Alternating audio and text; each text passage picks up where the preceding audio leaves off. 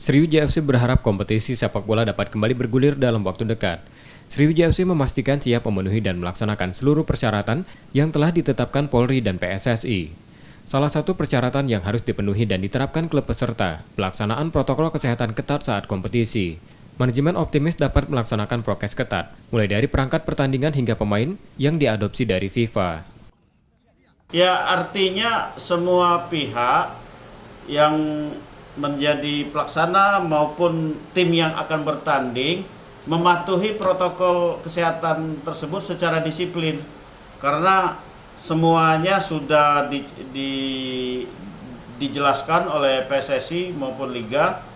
Protokol kesehatan tersebut adalah merupakan protokol kesehatan yang sudah diadopsi dari FIFA, artinya dari FIFA dilaksanakan oleh federasi masing-masing.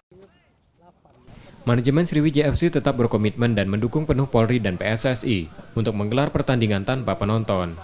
Nur Muhammad, Kompas TV, Palembang.